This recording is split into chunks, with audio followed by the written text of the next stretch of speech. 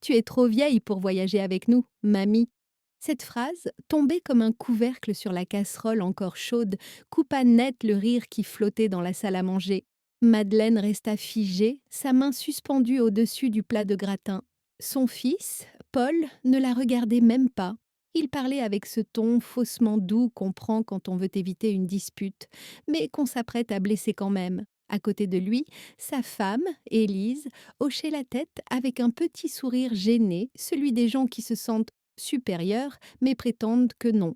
Ce n'est pas contre toi, maman, c'est juste, tu sais, les escaliers, les valises, la chaleur là-bas, l'Italie, c'est fatigant. Fatigant pour qui? Répondit Madeleine calmement en reposant la cuillère. Voyons, ne le prends pas mal, ajouta Élise. On veut que tu sois tranquille. Tu resteras ici, tu profiteras du jardin, et puis tu garderas la maison. Ce sera plus simple. Le silence retomba. Même la pendule du mur semblait hésiter à battre. Le petit-fils de Madeleine, Théo, leva la tête de son assiette. Mais moi, je veux que mamie vienne. Paul fronça les sourcils. Théo, mange ton poulet. Et ce fut tout. Madeleine baissa les yeux. Elle sentit le poids de ses 72 ans s'écraser sur ses épaules. Trop vieille.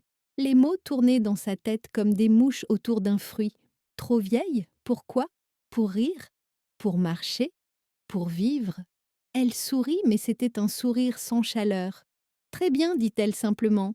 Je resterai ici. Ils reprirent leur conversation soulagés. On parla du vol, de l'hôtel, du guide touristique. Les voix se mêlaient comme un fond sonore lointain.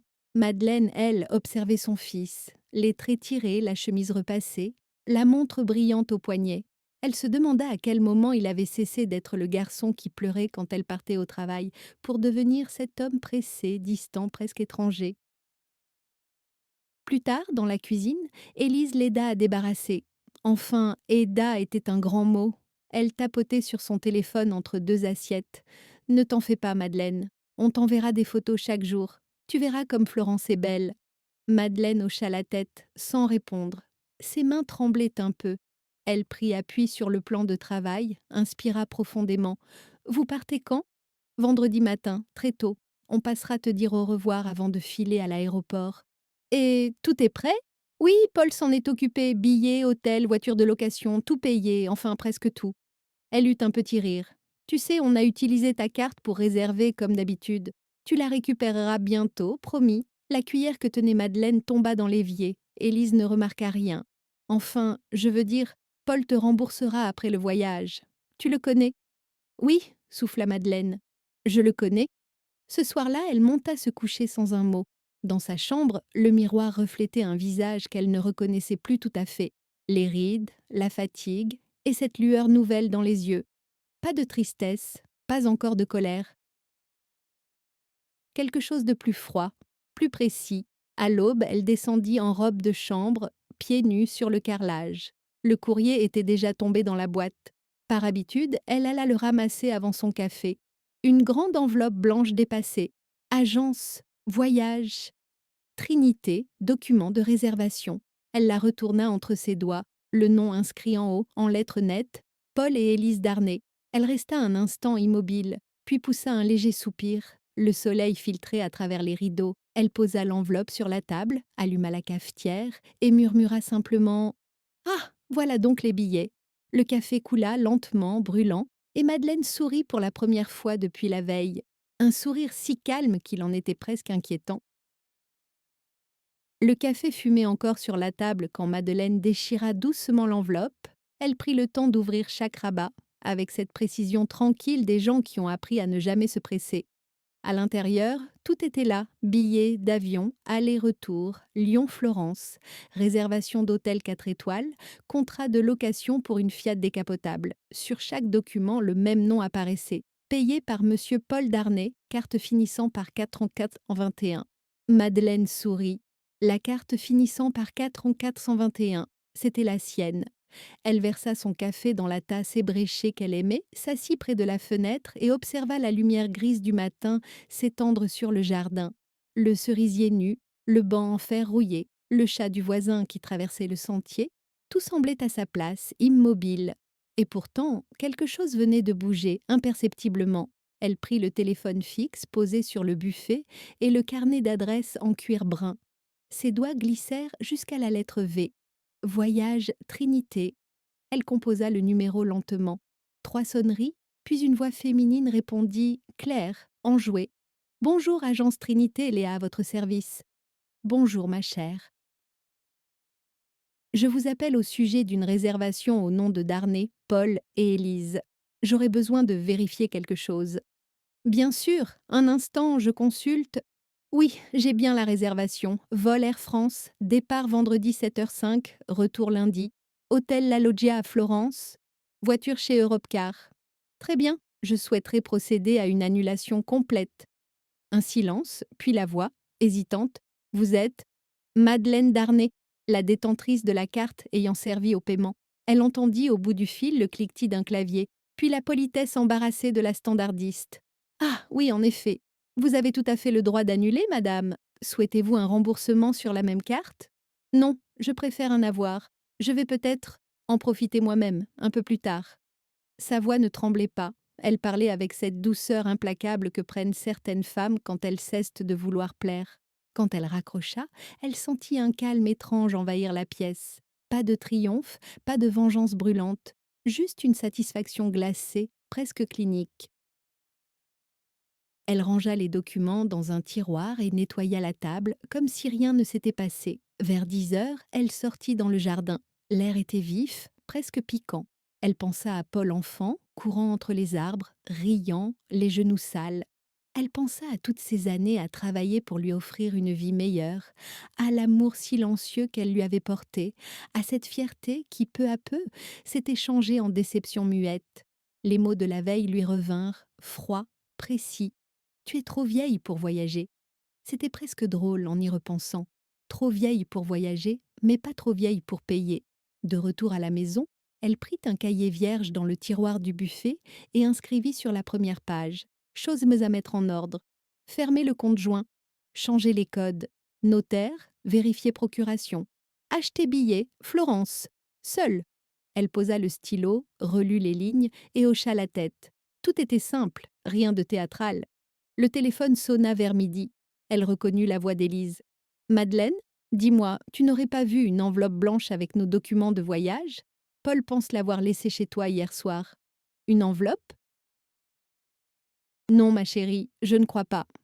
Bon, tu peux regarder, s'il te plaît. C'est urgent, on part après-demain. Bien sûr, si je la trouve, je t'appelle. Elle raccrocha sans hâte. L'enveloppe était toujours dans le tiroir, posée sur le passeport de Madeleine, qu'elle n'avait pas ouvert depuis des années. Elle le sortit, souffla la poussière. La couverture bordeaux brilla un instant dans la lumière de midi. Son reflet dans la vitre lui renvoya un visage apaisé. Elle pensa, peut-être qu'il n'est pas trop tard finalement. Puis, lentement, elle glissa le passeport dans son sac. Le vent faisait trembler les volets. Madeleine s'était installée au salon, son cahier ouvert sur les genoux. À côté d'elle, une boîte en fer blanc remplie de vieilles photos. Paul enfant, son mari Pierre dans son uniforme de facteur, des anniversaires, des Noëls, des visages souriants. Des souvenirs qui, ce matin-là, semblaient appartenir à une autre femme, une autre vie. Elle tourna lentement une photo. Paul, 10 ans, tenant un cerf-volant rouge. Sur le revers, écrit de sa main « Pour maman, quand je volerai, je t'emmènerai avec moi. » Elle sourit sans joie. Il avait tenu parole, pensa-t-elle. Il volait en effet, loin et sans elle. La pendule sonna 10 coups. Elle se leva, prit la boîte et la posa sur la table de la cuisine. Puis elle alluma la radio, comme pour briser le silence.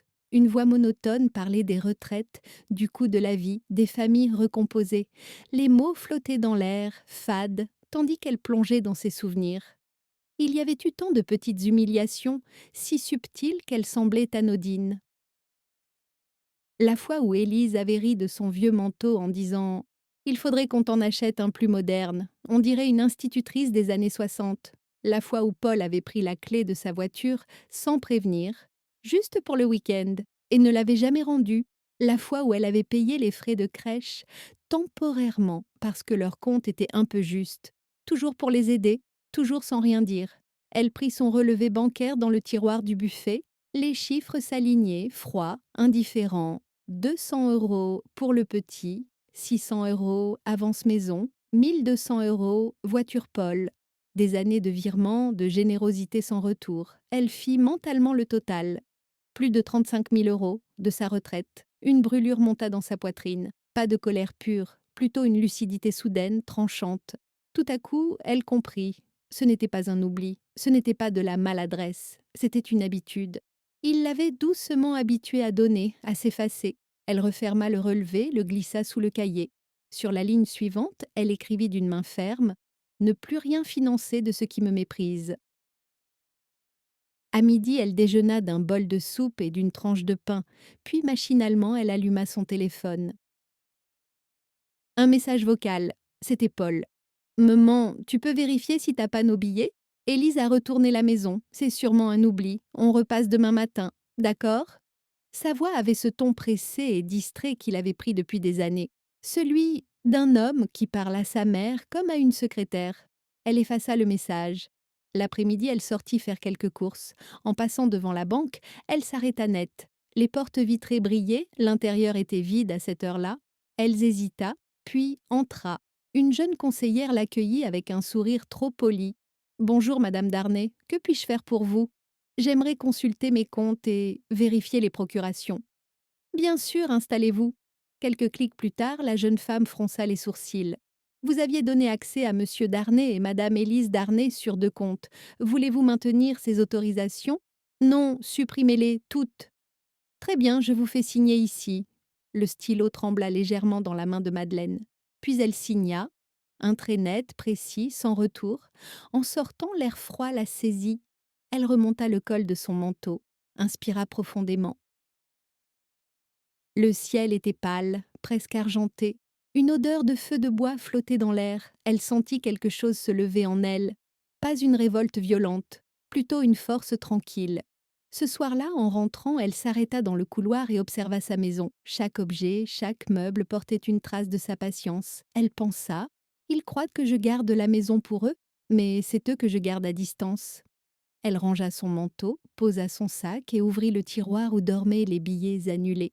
Sa main effleura l'enveloppe. Elle murmura presque pour elle-même: demain, il sera temps de passer à la suite.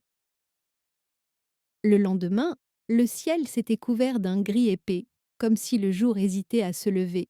Madeleine était déjà debout, avant l'aube. Elle avait mal dormi, pas d'angoisse, non, mais cette tension silencieuse des grands départs. Sauf qu'aujourd'hui, c'était elle qui allait faire partir quelque chose, ou plutôt quelqu'un. Elle prépara son café, rangea machinalement la cuisine, puis s'assit devant son vieil ordinateur portable. L'écran mit du temps à s'allumer, comme si lui aussi hésitait. Le bruit du ventilateur emplissait la pièce, monotone, presque rassurant. Elle posa les doigts cobieux sur le clavier.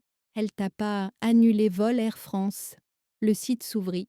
Quelques clics, un formulaire, numéro de réservation AS 732 988 DR. Nom du passager, Paul Darnay. Elle le relut une fois, lentement, puis, sans trembler, elle valida. Un message apparut. Votre demande d'annulation a été enregistrée. Le remboursement sera effectué sous forme d'avoir au nom du détenteur de la carte. Madeleine esquissa un sourire mince. Elle avait l'impression d'entendre, au fond de sa tête, un bruit sec, celui d'une chaîne qui se détache d'un anneau. Ensuite, elle ouvrit un nouvel onglet. Annuler réservation hôtel, la Loggia Florence. Une fenêtre de chat s'ouvrit. Bonjour, je suis Chiara, que puis-je faire pour vous? Bonjour, je souhaite annuler la réservation au nom de Darnay Paul. Un instant, je consulte. Quelques secondes. C'est noté. Séjour prévu du 7 au 10. Voulez-vous une annulation gratuite ou un avoir? Un avoir. C'est fait. Merci d'avoir choisi la loggia. Merci. Le mot résonna dans la pièce vide, ironique. Elle ferma l'ordinateur. Le silence revint. Mais ce n'était plus le silence de la veille. Celui-ci était propre, neuf, presque léger. Elle alla jusqu'à la fenêtre. Le jardin, humide, luisait sous la pluie fine. Un merle sautillait entre les feuilles mortes. Madeleine resta un moment à le regarder. Puis, d'un ton bas, presque amusé: on dirait qu'il cherche quelque chose qu'il a perdu. Le téléphone sonna. Elle savait déjà qui c'était. Elle laissa sonner, 2 fois, 3 fois, 4, puis décrocha. Oui, Paul. Maman, on devient fou là. On ne trouve plus nos billets. Tu ne les aurais pas? Non, mon chéri, je n'ai rien vu. On a cherché partout, tu comprends? Partout. L'agence dit qu'ils sont annulés. C'est impossible. Madeleine fit mine de s'étonner. Annulés? Quelle drôle d'histoire. Peut-être une erreur de leur part? Écoute, je vais les rappeler. Si tu retrouves quelque chose, préviens-moi, d'accord? Bien sûr, bonne chance. Elle raccrocha, reposa le combiné avec soin, puis elle éclata d'un rire bref, presque étouffé. Pas un rire cruel, un rire de délivrance. Ce rire, c'était comme un souffle. Elle ne riait pas de lui, ni d'Élise. Elle riait de ce moment où, pour la première fois depuis des années, elle tenait les cartes, littéralement. En fin de matinée, elle alla jusqu'au bureau de poste du village. Une enveloppe à la main, adressée à l'agence Trinité. À l'intérieur, une lettre courte, écrite d'une écriture ferme. Je confirme l'annulation complète de la réservation d'Arnay. Veuillez conserver la voir à mon nom. Ou Madeleine Darnay. Elle glissa la lettre dans la boîte, leva les yeux vers le ciel lourd et se dit que la pluie avait une odeur différente aujourd'hui, l'odeur des choses qu'on nettoie. De retour chez elle, elle fit chauffer de l'eau pour le thé. Sur la table, le cahier était resté ouvert. Elle ajouta une nouvelle ligne. Soigneuse. Étape 2. Récupérer le contrôle. Puis elle rangea l'enveloppe dans le tiroir, referma doucement et dit tout haut, comme pour marquer la fin d'un chapitre: Voilà, c'est fait. Le vent secoua les volets. La pendule sonna 12h30. Et dans la cuisine de la vieille maison, pour la première fois depuis longtemps, Madeleine se sentit chez elle. La pluie avait cessé, mais l'air restait chargé d'humidité. Madeleine lisait, assise près de la fenêtre, un vieux roman qu'elle n'avait jamais terminé. Son thé refroidissait sur la table basse. Dehors, les flaques reflétaient le ciel gris comme des miroirs fêlés. Vers midi, le téléphone vibra sur le buffet. Elle laissa sonner. Puis, une deuxième fois. Une troisième. Enfin, elle décrocha d'une voix calme. Allô? Maman? C'est moi, tu ne devineras jamais. On est bloqué à l'aéroport. Elle se permit un léger sourire. Bloqué? Pourquoi donc? Les billets? Ils ont été annulés. L'agence dit que la demande vient du détenteur de la carte, donc toi. Qu'est-ce que t'as fait? Madeleine posa sa tasse, croisa les jambes. Moi? Rien du tout. Tu sais, les ordinateurs se trompent parfois. Elle entendit Élise en arrière-plan, la voix stridente. Je te l'avais dit, c'est encore ta mère, c'est sûr. Paul tenta de couvrir le bruit. Maman, dis-moi la vérité, tu les as annulés? Je n'ai fait qu'une chose, Paul, récupérer ma carte. Elle m'appartient, non? Oui, mais... Et tu sais, quand on réserve avec l'argent de quelqu'un d'autre, c'est toujours un peu risqué. On dépend de sa bonne volonté. Un silence pesant s'installa. Elle entendit les annonces d'embarquement dans le haut-parleur, les cris d'un enfant, le brouhaha des valises. Paul soupira lourdement. Bon, on va devoir tout reprendre à zéro. Je te souhaite bon courage, mon grand. Elle raccrocha avant qu'il ne réponde. Le téléphone sonna encore, 10 minutes plus tard. Elle le laissa vibrer. Puis le silence revint. Madeleine se leva, alla jusqu'à la cuisine. Elle se sentit légère, presque rajeunie. Chaque sonnerie non répondue lui redonnait un peu de souffle, un peu de place. Vers 15h, un mail arriva. L'objet: Urgent, contactez-nous. Elle ouvrit. Madame Darnay, votre fils a signalé un problème concernant des annulations récentes. Merci de confirmer si vous souhaitez conserver vos avoirs. Elle répondit simplement: Oui, je confirme, je voyagerai seule. Elle referma l'ordinateur. Le soir, elle mit la radio, une émission de musique italienne. Quelques notes de guitare, une voix rauque, des mots qu'elle comprenait à moitié, mais qui la faisaient du sourire. Elle sortit son cahier. Étape 3, laisser le silence travailler. À 17h, le téléphone sonna de nouveau. Cette fois, elle décrocha. Madeleine, ici Élise, j'aimerais qu'on parle. Bien sûr, Élise. Je trouve tout ça mesquin. Vraiment? Oui, on voulait juste se détendre un peu après ces mois compliqués.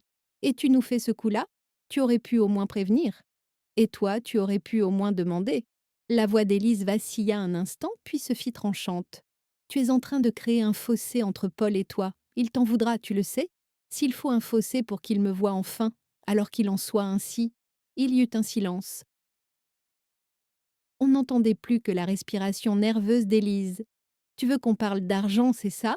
Non, je veux qu'on parle de respect. Mais je vois que ce mot ne figure pas dans ton vocabulaire. Madeleine raccrocha doucement. Son cœur battait un peu plus vite, mais sans peur. Une chaleur nouvelle montait en elle, une énergie oubliée. Le téléphone resta muet tout le reste de la soirée. Elle sortit sur le perron, un châle sur les épaules. Le ciel se dégageait enfin. Les premières étoiles perçaient derrière les nuages, timides mais réelles. Elle ferma les yeux, inspira profondément et pensa: voilà, ils apprennent, enfin. Puis en rentrant, elle écrivit sur la dernière ligne de la page: quand on reprend ce qu'on t'a volé, ce n'est pas de la vengeance, c'est de l'équilibre. Le lendemain, Madeleine se réveilla avant le lever du soleil. L'air de la maison semblait plus léger, presque neuf. Elle s'assit au bord du lit, passa la main sur les draps frais, puis se leva sans bruit. Sur la table de chevet, son cahier l'attendait, ouvert à la dernière page. Étape 4. Vérifier les comptes. Elle enfila son manteau, attrapa son sac et prit la route du village. Le ciel était encore pâle, les rues désertes, les volets clos. Le trottoir luisait d'humidité. Elle aimait ces heures où personne ne vous observe, où tout paraît possible. Devant la banque, elle croisa le jeune gardien, un garçon d'à peine 20 ans. Bonjour, madame Darnay, vous êtes matinale. Les vieilles dames dorment peu, mais réfléchissent beaucoup, répondit-elle avec un sourire. À l'intérieur, l'air sentait le café et le papier neuf. Sa conseillère, Amélie, la reconnut immédiatement. Rebonjour, madame Darnay. Vous revenez pour un suivi? Oui, et pour mettre un peu d'ordre. Elles s'installèrent face à face. L'écran reflétait les chiffres froids de son compte, les opérations récentes, les prélèvements automatiques. Vous savez, dit Amélie, vous avez encore des cartes secondaires rattachées à vos crédits et à votre compte principal, au nom de Paul et d'Élise. Je m'en doutais, pouvez-vous me dire depuis quand? 3 ans, presque 4. Vous aviez signé une autorisation que je souhaite révoquer aujourd'hui, immédiatement. La jeune femme tapa quelques commandes, hochant la tête. C'est fait, leurs cartes sont désormais désactivées. Désactivées, c'est un mot que j'aime bien. Madeleine signa les documents, remercia la conseillère et rangea soigneusement les papiers dans son sac. En sortant, elle leva les yeux vers le ciel. Le jour se levait enfin, doré, tiède. Elle resta un instant sur le trottoir, savourant cette idée étrange. La liberté pouvait tenir dans une simple signature. Sur le chemin du retour, elle s'arrêta à la boulangerie. Un pain complet et 2 croissants, s'il vous plaît. Vous avez l'air en forme, madame Darnay. Je me sens équilibrée, répondit-elle simplement. De retour chez elle, elle posa le sac sur la table, sortit les papiers et les étala comme un jeu de cartes. Chaque ligne représentait une victoire discrète.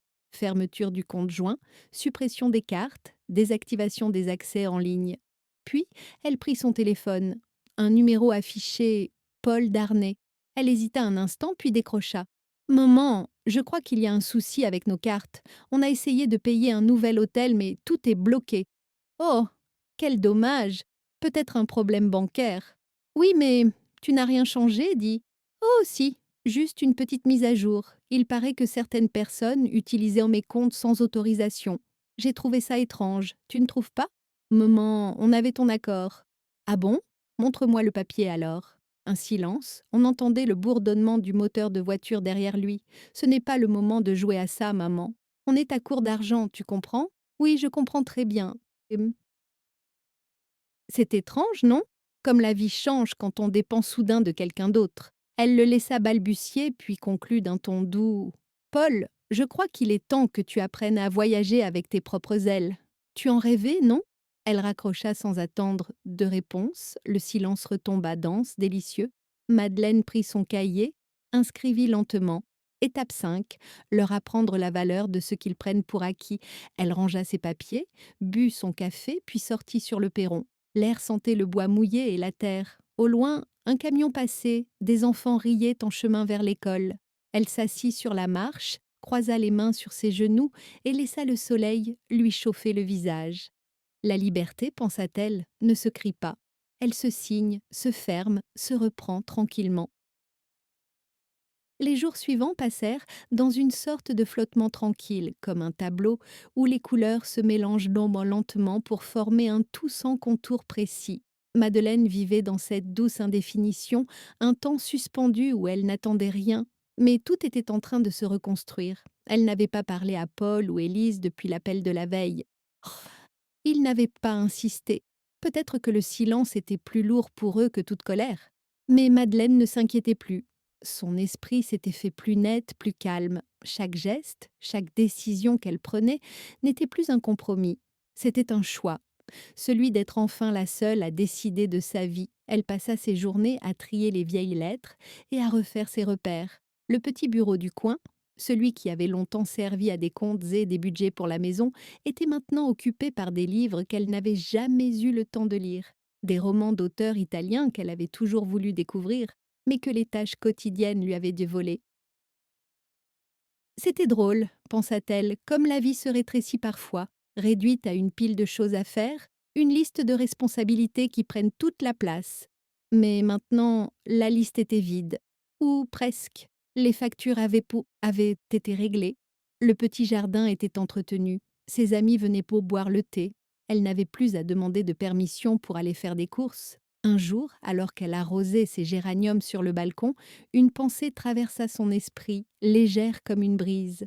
Peut-être qu'il était temps de partir. Pas pour fuir, non, mais pour se retrouver. Elle n'avait plus envie de rester ici, dans cette maison pleine de souvenirs où les murs étaient trop chargés des rêves de ceux qui ne la regardaient plus.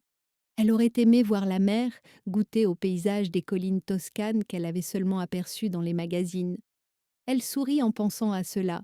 Ce n'était pas un voyage d'évasion, c'était un voyage de découverte. Elle s'assit dans la cuisine, prit son carnet et inscrivit Étape 6. Planifier un départ. Le monde est vaste. Pourquoi attendre?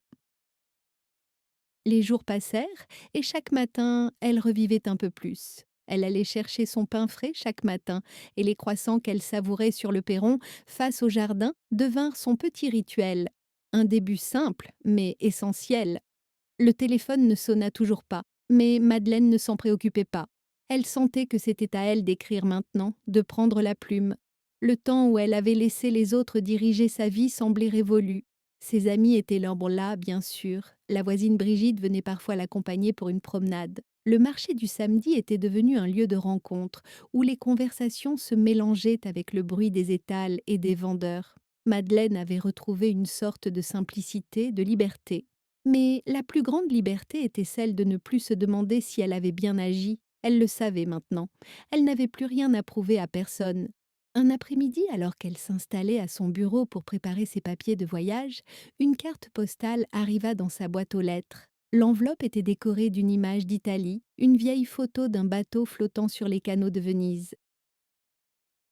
Elle tourna la carte dans ses mains, un sourire s'effaçant de son visage, quand elle vit l'écriture de Paul. Mamie, je sais que tu m'en veux. J'ai peut-être mal agi, mais je te promets que ce n'est pas contre toi. On n'a pas toujours su te voir. On va arranger ça. Je te demande pardon, Paul. Elle posa la carte sur la table et ferma les yeux un instant. Une émotion douce mais ferme la submergea. Elle pensa à tous les moments où elle avait prié pour qu'il la voie, qu'il la comprenne. Peut-être un jour ce serait le cas, mais pas maintenant. Elle prit son stylo, écrivit une réponse brève mais sincère. Je t'ai pardonné il y a bien longtemps, Paul. Mais il est temps de comprendre que je ne suis plus celle que tu as connue. Ce que tu veux faire n'a plus d'importance pour moi. Je vis désormais pour moi-même. Madeleine. Elle scella l'enveloppe, la laissa reposer un moment sur la table, puis l'adressa. Elle n'attendait plus de réponse. Elle vivait pleinement. Le soir tombait sur le village, un de ces soirs calmes où la lumière s'étire lentement sur les façades, adoucissant tout, même les souvenirs. Madeleine, assise à son bureau, rangeait ses papiers. Elle voulait partir l'esprit clair. Pas d'attache, pas de fil qui la ramènerait en arrière. Elle triait ses documents, factures, lettres anciennes, quittances d'assurance. Tout devait être classé ou détruit. C'est alors qu'elle ouvrit le vieux tiroir du bas, celui qu'elle n'avait pas touché depuis des années. Il grinça légèrement comme s'il protestait d'être réveillé. À l'intérieur, un amas de feuilles jaunies, des photos, des cartes postales et une enveloppe crème, épaisse, sans timbre. Elle la prit, intriguée. Son nom y était inscrit d'une écriture qu'elle reconnut immédiatement, celle de Paul. Pour maman, à garder en sécurité. Elle fronça les sourcils. Elle n'avait aucun souvenir d'avoir reçu cette enveloppe. Peut-être l'avait-il laissée là lors d'une visite. Elle l'ouvrit, à l'intérieur, plusieurs feuilles imprimées, signées avec un cachet notarial. Des documents de procuration. Son souffle se suspendit. Elle lut lentement, ligne après ligne, cherchant à comprendre. Une clause revenait plusieurs fois. Autorisation de gestion temporaire du bien immobilier, 6 au 14, rue du Coteau, y compris décision de vente, signature d'acte, transaction. Madeleine sentit son ventre se nouer. Elle relut, plus vite cette fois. Il s'agissait d'une procuration de vente, un transfert de gestion complet. Et la signature au bas du document, c'était la sienne. Mais elle ne se souvenait pas avoir signé ça. Elle se leva brusquement, la chaise grinça derrière elle. Elle posa les feuilles sur la table, le cœur battant. Elle fouilla dans la boîte où elle gardait les stylos et les anciennes correspondances. Une autre feuille tomba, pliée en deux. Une copie du jour où Paul lui avait demandé de signer quelques papiers administratifs pour la mutuelle. Même jour, même date. Elle resta debout un long moment à regarder les documents. Le puzzle se recomposait dans sa tête, pièce par pièce. Il avait prévu depuis longtemps. Tout ce qu'il disait faire pour elle, ses signatures qu'il lui faisait paraffer sans explication, ses visites pressées avec 2 minutes pour signer, tout cela prenait soudain un autre sens. Elle s'assit, le regard vide. Puis, lentement, son visage changea. Ce n'était plus de la surprise, ni même de la colère, c'était de la clarté. Elle rangea les documents dans un dossier bleu, en mit une copie dans une enveloppe et écrivit à la main pour Maître Durand. Urgent. Le lendemain matin, elle prit rendez-vous avec le notaire. Il la reçut dans son bureau lambrissé, l'air grave. Elle lui tendit les papiers sans un mot. Il les parcourut rapidement, fronça les sourcils. C'est une procuration très large. Avec ça, votre fils pouvait vendre la maison sans même vous prévenir. Il le pouvait, oui, mais il ne le fera plus. Elle raconta tout, les signatures, la confiance, les réservations, les billets, la carte utilisée sans permission. Le notaire l'écouta en silence, puis hocha la tête. Vous voulez la révoquer? Non seulement la révoquer, mais aussi bloquer toute transaction passée. Je peux faire ça. Il faudra juste une nouvelle déclaration de propriété. Faites-le et mettez tout à mon seul nom. Le notaire la regarda avec un respect discret. Vous savez, madame, beaucoup de gens dans votre situation se laissent faire. Je ne suis pas beaucoup de gens. Elle signa. Encore. Mais cette fois, elle savait exactement ce qu'elle signait. Dehors, le vent avait tourné. Les feuilles d'automne se soulevaient sur la route comme des oiseaux effrayés. Madeleine marcha lentement vers chez elle, le dossier bleu serré contre sa poitrine. Arrivée à la maison, elle s'arrêta devant la porte. Elle posa une main sur le mur, sentit la rugosité du crépi sous ses doigts. Cette maison, ils avaient dit voulu la lui prendre. Elle décida qu'elle en ferait autre chose. Un départ, pas une prison. Ce soir-là, elle ne mit pas la télévision. Elle s'assit simplement, prit son carnet et écrivit Étape 7, récupérer ce qu'il croyait déjà leur appartenir. Et après, partir. Son regard se perdit dans la flamme de la bougie sur la table. Et pour la première fois depuis des années, Madeleine ne se sentit plus enfermée nulle part. Le lendemain, le téléphone sonna dès 8h30. Madeleine ne décrocha pas. Elle savait déjà qui c'était. Les appels se succédèrent, insistants, puis cessèrent. 10 minutes de silence, et puis le bruit d'un moteur dans l'allée. Elle écarta doucement le rideau. La BMW de Paul était garée devant la maison. Il sortit, visiblement nerveux, suivi d'Élise, les bras croisés, les lèvres pincées. Ils montèrent les marches du perron comme deux inspecteurs venus constater un crime. Madeleine ouvrit avant qu'il ne sonne. « Bonjour, mes enfants. »« Maman, commença Paul d'une voix tendue. Tu veux bien nous expliquer ce qui se passe? Entre, je t'en prie. » Ils s'assirent dans le salon. Élise posa son sac sur la table, l'air offensé. C'est quoi cette histoire avec la banque? Nos cartes morques sont bloquées, nos comptes aussi. Ah, vous l'avez remarqué? Fit Madeleine d'un ton neutre. J'ai simplement réorganisé mes finances. Je me suis rendu compte que je n'avais plus vraiment besoin d'être connectée à vos dépenses. Paul serra les poings. Et les papiers chez le notaire? J'ai reçu un appel hier soir. Il dit que tu as fait annuler la procuration? Oui, je l'ai lu, figure-toi. Comment ça, tu l'as lu? Elle était dans ton tiroir, Paul. Pour maman, à garder en sécurité. Tu te souviens? Un silence brutal. Élise détourna le regard. Paul, lui, blêmit. Ce n'était pas ce que tu crois? Non. Alors explique-moi pourquoi ma signature autorisait la vente de cette maison, sans mon accord. Il balbutia, tenta de reprendre contenance. On voulait juste t'aider à gérer, tu sais. Si un jour tu ne pouvais plus penser, plus comprendre. C'est ça, Paul? Sa voix ne monta pas, mais chaque mot frappait comme une gifle. Il voulut répondre, mais Madeleine le coupa d'un geste. Écoute-moi bien, j'ai passé 40 ans à travailler pour cette maison. Ton père et moi avons posé chaque brique, repeint chaque mur. Et tu voulais en faire quoi? Un capital? Une ligne dans ton portefeuille? Paul se leva brusquement. Tu dramatises. Non, je clarifie. Elle se leva à son tour, droite, immobile. J'ai parlé au notaire, tout est réglé, la maison est à mon seul nom, plus de procuration, plus d'accès. Vous ne déciderez plus jamais pour moi. Élise la regarda, les yeux écarquillés. Tu ne peux pas nous faire ça. Si, je peux. Et je l'ai fait. Un silence lourd remplit la pièce. On entendait le tic-tac de la pendule, régulier, implacable. Paul inspira profondément, essayant de se contenir. Très bien, si c'est comme ça, tu ne reverras plus personne. Tu veux jouer à la vieille rebelle, fais-le. Mais ne viens pas pleurer quand tu seras seule.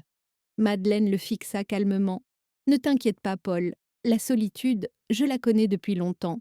Mais vois-tu, elle me coûte moins cher que votre compagnie.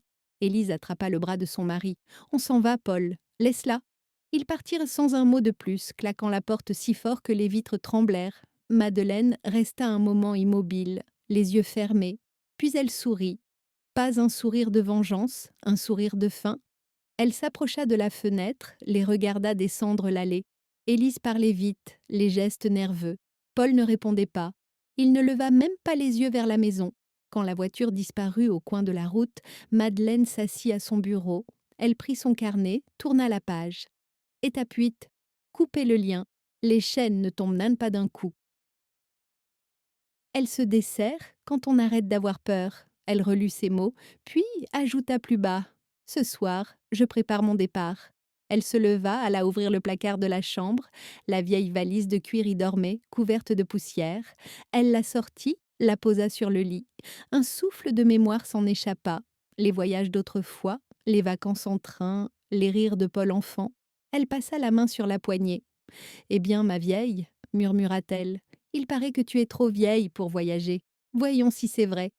Le soir venu, elle fit chauffer une soupe, mangea lentement, le cœur apaisé. Dehors, la pluie recommença à tomber. Chaque goutte sur les vitres sonnait comme une promesse. La pluie s'était installée pour de bon. Depuis 3 jours, le ciel ne lâchait plus prise. Tout semblait lavé, assourdi. Les rues du village, les arbres, même les souvenirs semblaient noyés dans ce gris d'uniforme. Madeleine, elle, se sentait étrangement calme. Ce silence qui régnait autour d'elle n'était plus un vide, c'était une protection. Depuis la visite de Paul et d'Élise, le téléphone n'avait pas sonné. Pas un mot, pas un message, pas une enveloppe, rien. Et c'était très bien ainsi. Elle avait appris à écouter les silences, ceux qui jugent, ceux qui blessent, et ceux, plus rares, qui guérissent. Celui-ci était du 3e genre. Elle se levait tôt, préparait son café, ouvrait les fenêtres malgré le froid. Elle aimait sentir l'air humide, le bruit de la pluie sur les tuiles. Elle marchait un peu dans le jardin, observant les fleurs encore endormies. Et surtout, elle pensait, pas à eux, à elle. Elle faisait le tri, dans ses affaires comme dans sa tête. Elle rangea les photos dans des albums, les lettres dans des boîtes. Elle brûla quelques papiers aussi, pas par colère mais pour tourner la page. Les flammes dévoraient doucement les documents inutiles, les reçus, les traces d'une vie administrée par d'autres. Quand tout fut réduit en cendres, elle se sentit plus légère. Le soir, elle s'asseyait dans son fauteuil et écrivait dans son cahier. Étape 9. Silence. Le vrai pouvoir ne crie pas. Puis elle restait là, à écouter le feu crépiter. Mais le monde extérieur, lui, n'était pas si paisible. Le 4e jour, la boulangère lui raconta que Paul avait appelé la mairie, furieux, cherchant à savoir s'il avait encore des droits sur la propriété.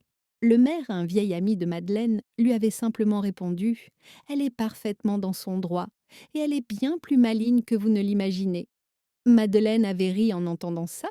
Le maire lui avait aussi dit « Tu sais, il y a des silences plus bruyants que les cris.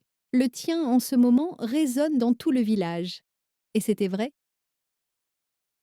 Les gens la saluaient autrement, avec un respect discret, parfois admiratif.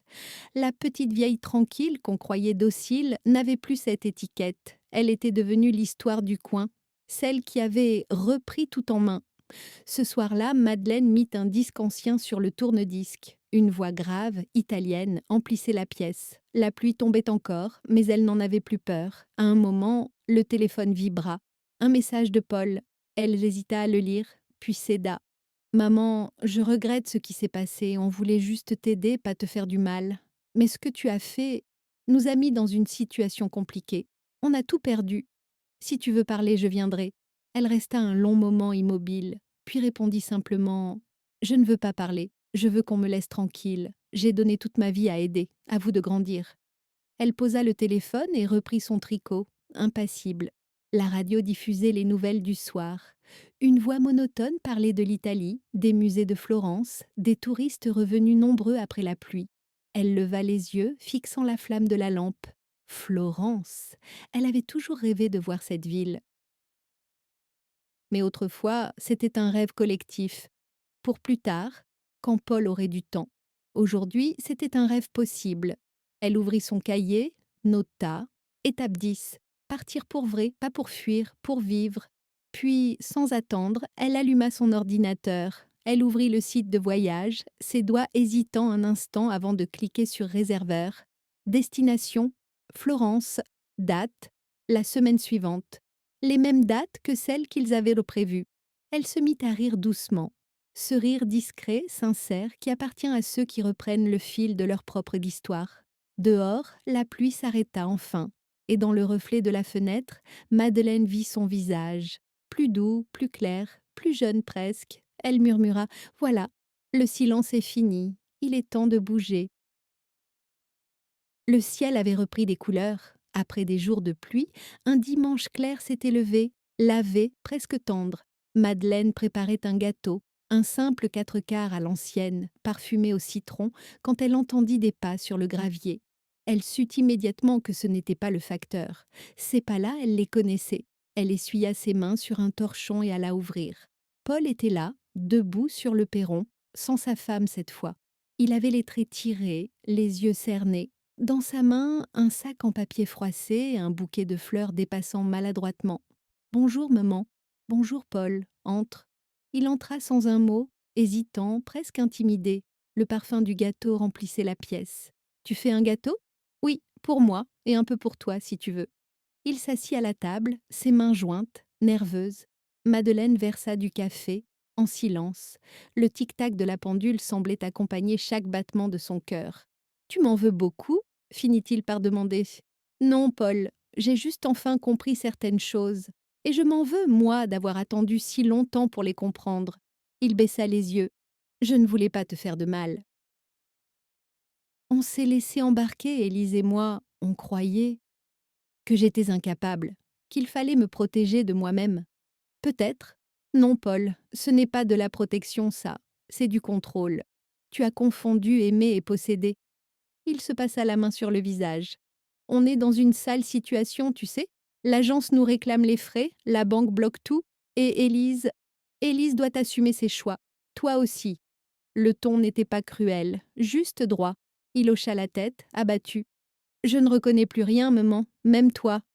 Alors regarde mieux. Ce que tu vois, c'est juste moi, débarrassée de la peur. Un long silence, puis Madeleine se leva, alla chercher quelque chose sur la commode. Elle revint avec une enveloppe qu'elle posa devant lui. Qu'est-ce que c'est? Les papiers du notaire. La maison est à mon nom, et une copie de tout ce que tu as signé à mon insu. Garde-les si tu veux, qu'ils te rappellent ce que coûte une trahison. Il resta muet, les yeux fixés sur l'enveloppe. Madeleine continua. Je ne veux pas que tu me demandes pardon, Paul. Pas maintenant. Les excuses, c'est trop facile. J'aimerais juste que tu réfléchisses à ce que tu transmets à ton fils. Parce qu'un enfant apprend surtout en observant. Et jusqu'ici, Théo n'a vu qu'un père qui prend sans demander.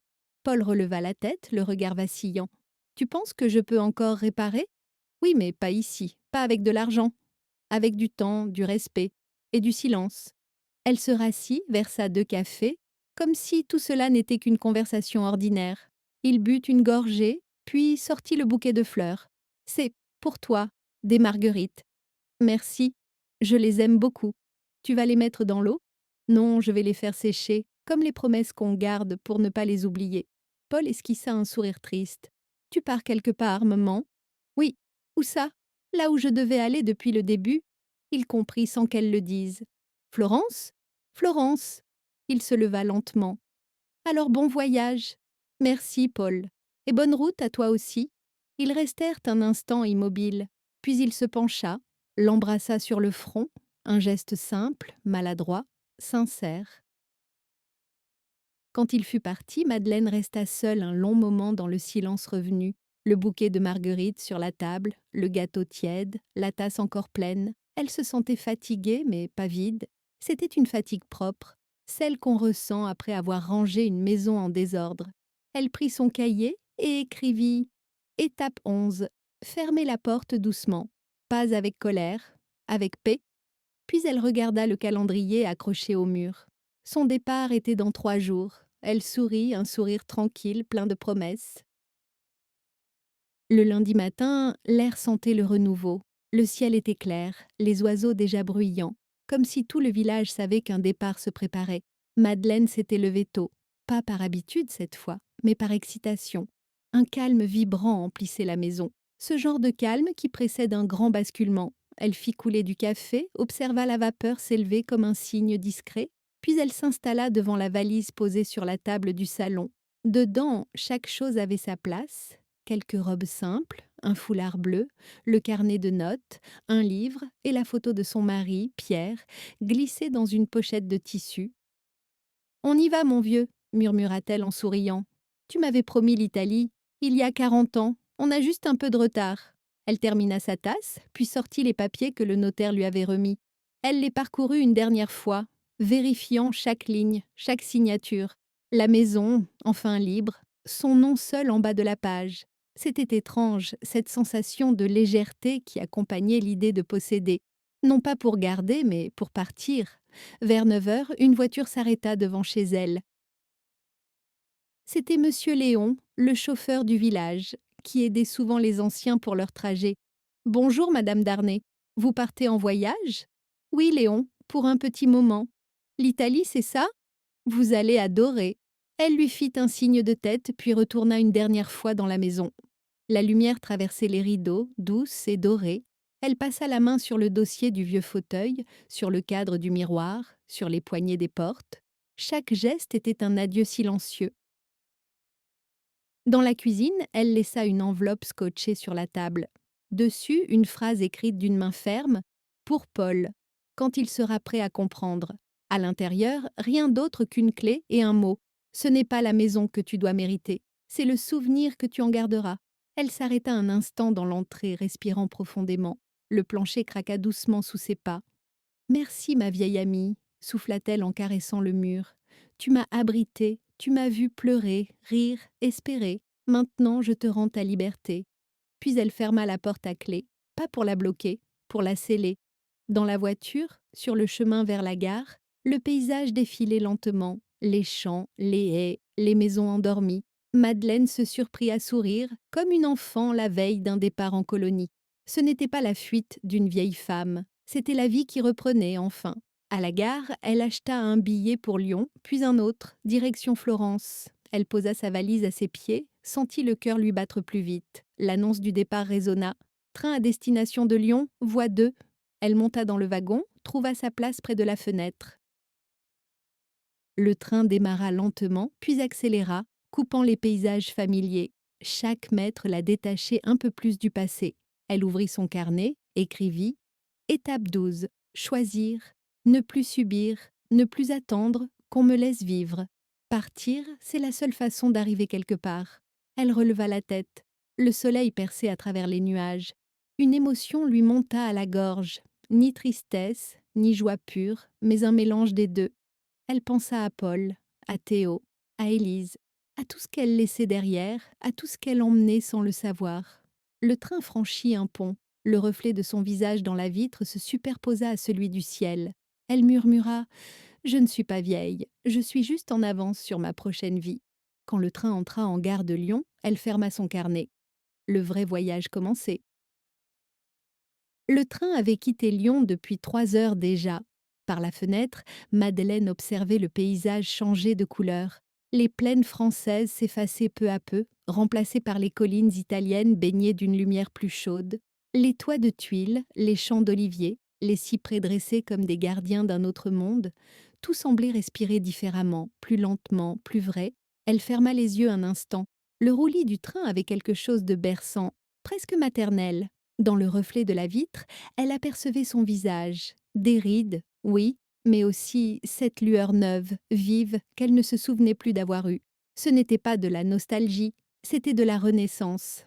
Quand la voix du haut-parleur annonça prochain arrêt, Firenze Santa Maria Novella, son cœur accéléra. Elle attrapa sa valise, remit son foulard et, en descendant du train, fut saisie par la lumière. Cette lumière dorée, presque liquide, que même les photos ne savent donc pas capturer. Florence, elle y était. La gare était animée, mais Madeleine ne sentit ni la foule ni le bruit. Elle avançait doucement, portée par une énergie qu'elle ne comprenait pas tout à fait. Chaque pas sonnait comme une victoire. Elle prit un taxi, indiqua simplement Via de Bardi, per favor. Le chauffeur la regarda dans le rétroviseur. Prima volta a Firenze, signora? Si. Ma force era il momento, répondit-elle dans un italien hésitant. Oui, c'était le moment. L'hôtel était petit, modeste, avec des volets verts et un balcon fleuri. Rien à voir avec le 4 étoiles que Paul avait réservé. Ici, l'accueil sentait le café, le bois ciré et la sincérité. La propriétaire, une femme brune d'une cinquantaine d'années, lui serra la main. Benvenuta, signora Darnay, la vostra camera è pronta. Madeleine la remercia et monta les marches, la valise grinçant derrière elle. La chambre donnait sur l'Arnaud. Elle ouvrit la fenêtre, laissa l'air tiède s'engouffrer et resta un long moment à contempler le fleuve.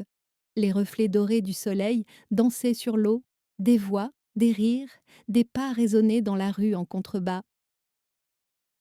Elle respira profondément, l'odeur du cuir, du pain chaud, du vent, et elle se mit à pleurer, doucement, sans tristesse, des larmes de soulagement.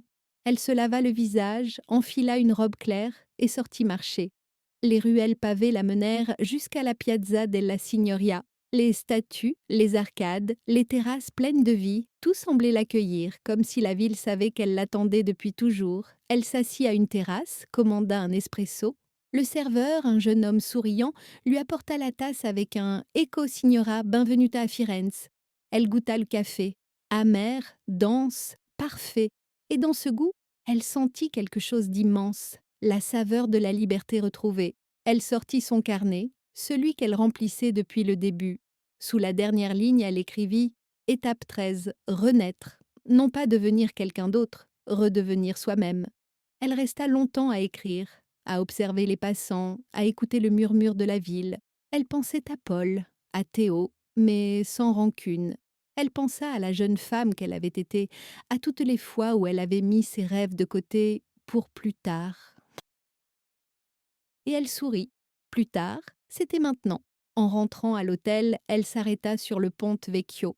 Le vent du soir soulevait son foulard, les lampes allumées des reflets d'or sur l'eau. Elle posa une main sur la rambarde, ferma les yeux. « Je ne suis pas venue me venger, murmura-t-elle. Je suis venue me retrouver. » Un couple de touristes la dépassa main dans la main. La femme lui adressa un sourire complice. Madeleine répondit d'un regard doux, lumineux. Elle savait qu'on la voyait comme une vieille dame seule en voyage. Mais elle savait la vérité. Elle venait juste de recommencer à vivre. Le matin se leva sur Florence comme un miracle. Une lumière dorée inondait les façades, réveillant les pierres anciennes et les volets verts. L'air sentait le café et le pain chaud. Depuis le balcon de sa chambre, Madeleine observait la ville s'étirer, encore humide de rosée. Les cloches du Duomo sonnaient au loin, lentes, majestueuses. Elle se fit un café dans la petite machine de l'hôtel, le posa sur la rambarde et regarda le fleuve couler, paisible. Elle pensa à tout ce qu'elle avait laissé derrière elle, mais la pensée ne piquait plus. Elle était douce, lointaine, presque reconnaissante. C'est étrange, se dit-elle, comme le monde semble plus vaste quand on cesse de vivre à travers le regard des autres. Elle enfila une robe claire, mit son chapeau et sortit. Dans la rue, les pavés luisaient sous le soleil du matin. Des cyclistes passaient, des vendeurs installaient leurs étals, des touristes prenaient des photos. Elle marchait sans but, juste pour sentir ses pas résonner dans une ville qui ne lui demandait rien. À chaque coin de rue, elle découvrait quelque chose. Une vitrine d'antiquaire, un violoniste jouant sous une arcade, une odeur de jasmin venant d'un balcon. Elle s'arrêta devant un petit café dont la terrasse donnait sur une place ombragée. Un vieux serveur, mince et souriant, s'approcha. Buongiorno, signora. Un café? Du, répondit-elle spontanément avant de rire doucement. Non, un seul. Il hocha la tête, amusé. Le café arriva, accompagné d'un petit biscuit au citron. Elle le trempa, observa la mousse dorée se dissoudre et pensa: je suis exactement là où je devais être. Plus tard, elle entra dans un musée. Elle n'y comprenait pas tout, les noms, les dates, les styles, mais elle regardait simplement. Les visages peints la fixaient, pleins de grâce et de douleur. Elle sentit que quelque chose en elle se reliait à ces femmes d'autrefois, figées dans leur cadre, des mères, des amantes, des oubliées, des femmes qu'on avait enfermées dans des histoires décidées par d'autres. Et elle, aujourd'hui, venait de sortir du cadre. Dehors, la lumière était plus vive encore. Elle traversa le Ponte Vecchio, les bijoux brillant dans les vitrines. Un jeune artiste peignait sur le parapet. Il leva les yeux vers elle et dit: Posso di Pangella, signora? Vous avez un beau visage, plein de lumière. Elle rit. Je ne suis plus un modèle, jeune homme. Ah, mais les plus beaux modèles sont ceux qui ont vécu. Elle accepta. Il peignit vite, concentré. En 10 minutes, le portrait prit forme. Un visage doux, fatigué mais fier. Elle y reconnut cette flamme discrète qu'elle portait depuis peu.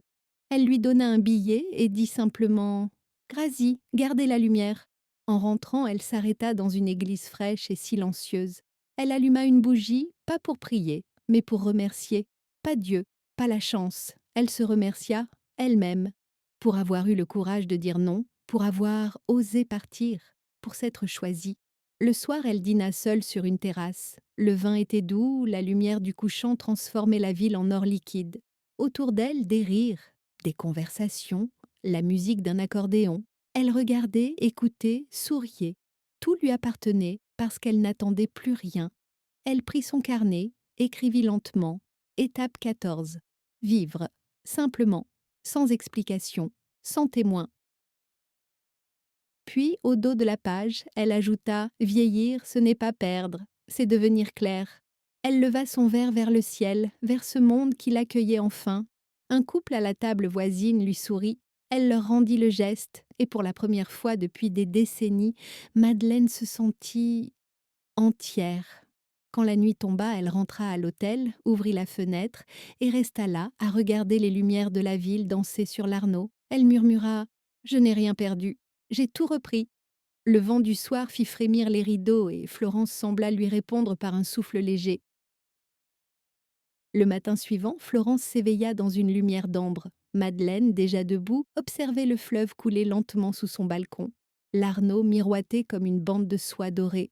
Elle sentit dans son corps cette paix rare, presque physique, que l'on ressent après avoir posé un poids qu'on portait depuis trop longtemps.